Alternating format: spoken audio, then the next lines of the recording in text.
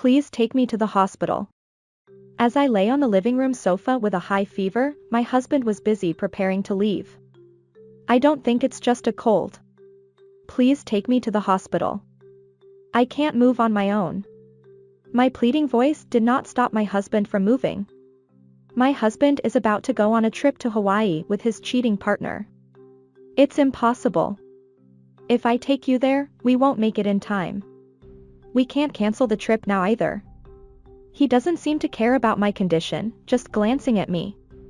Perhaps he thinks he'll catch a cold, too. If you lie down for a while, you should be able to go by yourself by evening. I will be back after 5 days. Well, I'm out of time, so I'm going. Somewhere inside me, I may have hoped that my husband would cancel his trip if the situation was like this. Leaving me unable to move, the door was closed behind me. It was also the moment when the red thread that barely connected me and my husband was cut. In a hazy consciousness, I called someone. I woke up in a hospital bed after being transported by ambulance the next morning. When I realized it, my phone was full of calls from my husband. The calls started coming in about 2 hours after I was transported in an emergency. Oh, he did call me. As I stared blankly at the screen, my husband called again. Suddy. Please help me.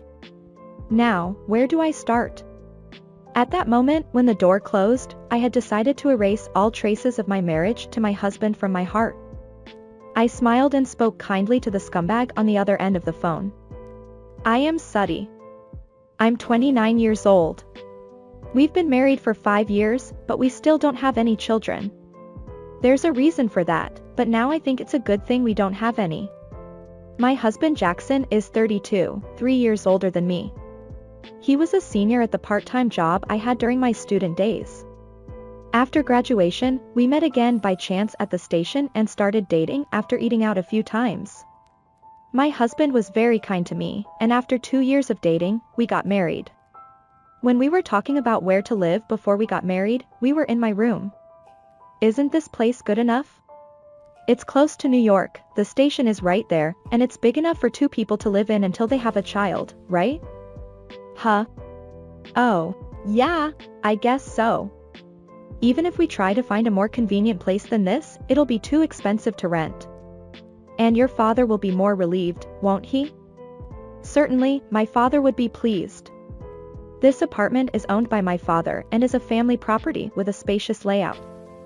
It's a 6-story building, with only the top 2 floors being 2 rooms for singles, and I rented one of them. The dining room is big enough to accommodate a 2-person table and a sofa, so I've been using it as a living room since I was alone. Although it's for singles, it was spacious enough for 2 people to live in. That's right. Let's decide what to do after we get married. Money, housework, children, and so on. There are a lot of things to consider, aren't there? Yeah, I was only thinking about the wedding and the new house. It's like making a pledge, isn't it? It sounds fun. A pledge? Then let's write it down later and sign it. That's a good idea. From there, we decided on the rules for the 2 of us after getting married. Let's put 2/3 of our income into our account. We'll use it for living expenses and save the rest. Housework is difficult because I come home late, but I'll definitely clean the bathroom every day. And I'll clean on weekends. Thinking about the marriage life that was about to begin was fun and never boring. However, there was only one thing that our opinions clashed on. Also, let's not cheat on each other. Of course. But what if we do? What if Suddy cheats? Well, depending on the reason, I might forgive her. What about Suddy? No, I can't. I can't forgive it. Even if you're sorry, I still can't trust you. After thinking for a while, my husband nodded alone. Never cheat. If cheating is discovered, follow the other person's opinion. How about that? Great. Let's do that. So we wrote down the rules of the couple, which were not official, and signed them. I was convinced that there were no unpleasant agreements between us and that we would definitely succeed. No, if nothing had changed at this time, we might still be living happily now. Life may be fun because you never know what will happen next. The situation changed 2 years ago when we talked about wanting children soon. My husband's company went bankrupt and he lost his job. His salary was decent, so he was looking for a job with similar conditions. I'm working too, so find a place where Jackson can work comfortably rather than the amount of salary. I encouraged him, but his male pride wouldn't allow it, and he insisted on the amount of salary. If we have a child and Suddy can't work, it'll be a problem. I can't do housework as well as Suddy, so I want to be able to support my family by myself at least. I was honestly moved by my husband's words. I think there was really love at that time. However, even after the unemployment benefits ended, my husband could not find a job. He managed to get some interviews, but he didn't get any job offers. About a year after he became unemployed, my husband consulted me. I decided to work part-time at a bar at night. I don't want to compromise on my job, but it's also a burden on Suddy if I don't have any income. Really? Is it okay to work at night? I'm thinking of getting a qualification that will help me with my work while I'm taking the qualification course. I don't have much to appeal to in interviews. Certainly, my husband had been doing route sales at his previous company, so he might not have had much to sell himself. But I'm going to take the course while I'm working part-time at the bar, so is $500 okay for the money I can put in the house during that time? Yeah, it's fine. I'll support you, so do your best. Thank you. I'll get my qualifications quickly and find a stable job. We talked about supporting each other as a couple and overcoming this trial. I had also talked to my parents, so my father secretly helped me. You don't need to pay rent until Jackson finds a job. But keep it a secret from Jackson. He might have some pride. I believed that everything would work out somehow because of this. When my husband started working part-time at a bar, our lives became completely out of sync. When I left home, my husband was sleeping, and when I came back, he was already at work. The only time we could meet face-to-face was on weekday nights when my husband was off and on Sundays. There are a lot of young people at the bar, and I feel like I'm getting energy from them. I'm taking the course, so I feel like I'm back in school too. I remember when we worked together. Please work hard and find a job. At first, my husband seemed to enjoy talking about his part-time job and qualification exams, but gradually he stopped talking. Even on holidays, he played games, looked at his phone, or slept. Perhaps because we met less often, the days when he didn't do the designated housework increased. Even after half a year has passed, he hasn't said anything about getting a qualification or finding a job. Even I, who am usually patient, was starting to get irritated with my husband. Hey, how's your studying going? Are you looking for a job? You haven't said anything since then, and you haven't been doing anything around the house lately either. I might have said it in a bad way, but my husband replied. I'm looking for a job, but I haven't found one yet. I failed the exam the other day, so I'm trying again. Why didn't you tell me that? You're so annoying. You should have figured it out when I stopped talking about it. I have pride too. I don't want to be thought of as incompetent or be told that I am. I couldn't say anything more because I knew how it felt when nothing went right. But I feel like there was a rift between us after that. Maybe it was because I was being considerate of my husband and stopped saying anything, but he really stopped doing anything around the house. Then my husband started to change.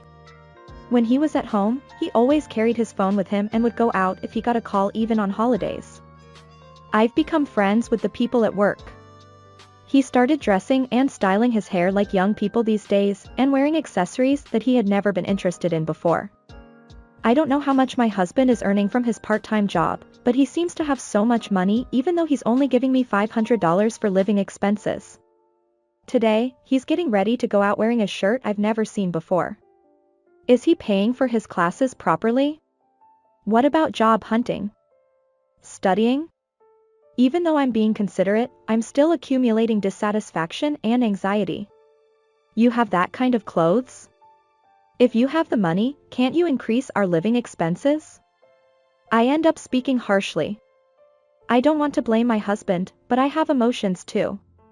When I see him acting so selfishly, I feel like I'm about to explode. Are you making fun of me for not having a job? Changing my hairstyle, buying clothes, and showing off to the people at work. After raising his voice, my husband muttered in a small voice as if throwing it away. I have to do this, or my pride will be shattered. And then he left without looking back at me. I knew that things couldn't stay the way they were, but I couldn't do anything at that time. One day, there was a drinking party with colleagues from work. Since the bar where my husband worked was nearby, I decided to surprise him and catch him after work so we could go home together. I wanted to laugh and talk with him for the first time in a while. Just as the young people from the company were going to a cafe, I took advantage of the opportunity to join them until the bar closed at 12 o'clock, and then I headed to my husband's bar. When I was waiting a little away, my husband came out after about 30 minutes. As I was trying to figure out the timing to call out to him while feeling nervous, a woman came out chasing after him. Jackson, wait. Let's go home together. She was clearly younger and cuter than me. When they left the street, they linked arms without worrying about their surroundings and kissed on the street. While following them, I felt a different heart-pounding sensation than before. I was so nervous that I felt like I was going to throw up. I held up my phone to leave evidence, but my hands were shaking uncontrollably. I also captured the two of them entering the hotel on camera, but it was too far away and the blurriness was insufficient to be used as evidence. I was angry and shocked, and I couldn't sleep that night, but I couldn't bring myself to ask my husband about it the next morning. Hey, I'm going on a trip to Hawaii with the people from work. When? How much does it cost? It's okay. We've all been saving up for Hawaii. We're leaving on Monday, 2 weeks from now. I thought he was definitely going with that woman. So I wanted to use a detective agency to get clear evidence. It took less than a week for the results to come out. This was because my husband and the woman always went home together after work and met each other twice a week during the day. As expected of a professional job, they had captured the decisive photographic evidence that I couldn't get. Even so, I wondered what I wanted to do with that evidence. Do I want a divorce? Do I want my husband to come back to me? I don't even know myself, but since then, I've been going near the bar every night after my husband finishes work. And I was taking pictures while following the two of them around. Naturally, I was sleep deprived and lost my appetite because I went to work every day. As days went by, my colleagues started to notice that I looked pale and had lost weight. Even so, I was wide awake at night. I realized that something was wrong with me, but I couldn't stop. I might have wanted evidence that it was all a dream. On the day before the trip, my husband seemed to have come straight home after work. That day, I returned home feeling tired from work and my physical condition worsened significantly. I collapsed on the sofa and fell asleep. Hey, are you awake? You don't look well. Yeah, my head and body feel heavy. Come on, you should sleep in bed properly. My husband supported me as I headed to the bedroom. Since I started working at night, I hadn't slept with my husband and had been lying on the sofa almost sleepless for the past 2 weeks. Hey, it's tough. Stay with me today. I unintentionally spoke my mind out of loneliness. However, my husband immediately replied. No, I can't. I'm going to Hawaii tomorrow, and it would be a problem if you caught my illness. I'll be in the next room, so go ahead and sleep. After throwing me onto the bed, my husband quickly left the room. When I realized that he didn't even say anything to worry about me, tears started to flow. I wanted to touch my husband's kindness again. Since tears kept flowing no matter how much I wiped them away, I fell asleep as I was. The next morning, I realized that my physical condition had worsened since the night before. I contacted my workplace to let them know that I would be taking the day off and headed to the kitchen. I was so thirsty that I couldn't stand it. Come to think of it, I hadn't eaten dinner or drunk anything yesterday. I felt dizzy when I walked and thought I would rest on the sofa in the living room. Maybe that was a bad idea, because I felt sick as soon as I sat down and couldn't move. How are you feeling? Did you contact your workplace? When I woke up to my husband's voice, it was already past noon. My face was abnormally hot, unlike before. I probably had a fever. Please take me to the hospital. While I was lying on the sofa in the living room, my husband was preparing to leave in a hurry. I had never seen the clothes he was wearing today. It doesn't seem like a normal cold. Please take me to the hospital. I can't move on my own. My pleading voice didn't stop my husband. My husband is going on a trip to Hawaii with his cheating partner. I can't. I won't make it in time if I take you there.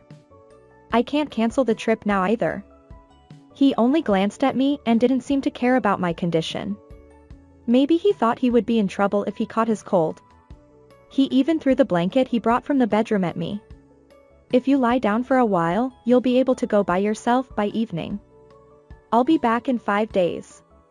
Well, I don't have time, so I'm going. If this situation had still been going on somewhere, I might have hoped that my husband would cancel his trip and stay with me. The door of the entrance was closed, leaving me unable to move. It was also the moment when the red thread that had barely connected me and my husband was cut. In a hazy consciousness, I called my father. The only person other than my husband who has the key to this room is the father of the manager. Dad, help me. I said only that, and it seemed that I lost consciousness. I had no memory of my father coming to my house or being transported in an emergency. I woke up in a hospital bed the next morning. I slept well and felt refreshed thanks to the treatment. When I noticed, my mobile phone had received a large number of calls from my husband. The phone started ringing about 2 hours after I was transported in an emergency. Oh, did Dad contact him? I was staring at the screen vaguely when my husband called me again. Suddy, I'm glad. I heard from your father that you were taken by ambulance. Are you okay? When I received the call, I was already just before the flight and couldn't go back. Oh, I see. Did you get the flight back? No. I thought I'd wait until I knew how Suddy was doing. Please, if you're okay, now, help me. We all came to Hawaii together. Can you tell your father something nice for me? Otherwise, we can't enjoy it. In the end, my husband seems to have continued his trip with that woman even in this situation. Now, where should I start? At that moment, when the door closed, I decided to erase all traces of my marriage with my husband. I smiled and kindly spoke to the asshole who was panicking on the other end of the phone. Okay. I'll make sure to talk to my father. Enjoy your trip to Hawaii. I said that, and I could tell that my husband breathed a sigh of relief on the other end of the phone. During these 5 days when my husband was off guard, I felt a surge of energy from the bottom of my heart, thinking that I would finish everything. Due to extreme stress, lack of sleep and malnutrition, and dehydration due to lack of water, I needed to be hospitalized for 2 to 3 days. Considering that I had a high fever at that time, I think I really wanted my husband to cancel his trip to Hawaii. Thanks to that, I was completely disappointed with my husband and made up my mind to divorce him. I told my parents who accompanied me everything and told them that I had decided to divorce my husband. If you've decided, I'll do my best to help. Leave that to me because I know someone over there. My parents were furious at my husband's infidelity, but at this point, I was already excited about the idea of playing a prank on my husband. 5 days later, my husband called me while I was recuperating at my parents' house. Suddy, I just returned home, but I saw a ton of missed calls from my dad and mom on my phone. They're really angry. Did your dad say something to my dad? Please, Suddy, help me. Who is this? What? What are you talking about? Anyway, I'm in a hurry to get home, so can you tell your dad something for me? That's all he said before hanging up. I could tell that he was in a huge rush. Of course he was. He left his sick wife behind, was transported in an emergency, and ignored my father's call to come back immediately. If my parents contacted his father, he must have realized that something was wrong. I decided to wait for the next call in a relaxed manner. Hello, Suddy, what's going on? I can't get into the house. The key doesn't work. Who is this? You've been calling me Suddy, but who are you? What are you talking about? You're my wife, Suddy. Why can't I get into the house? Just open it quickly. I could tell that my husband was panicking, so I couldn't help but laugh. I'll say it again. Who is this? I divorced the cheating husband who left his sick wife behind and went on a trip. I canceled the lease on the apartment, too. What? Cheating? No, what do you mean by divorce? So, you gave me a signed divorce paper before we got married. You said that if you ever cheated, I could submit it without mercy. Remember? Oh. We had made a pledge before we got married. We disagreed on what would happen if one of us cheated. My husband had been worried about it ever since. So after we got married, he said, to prove my love, and brought me a signed divorce paper. That's how much we loved each other back then.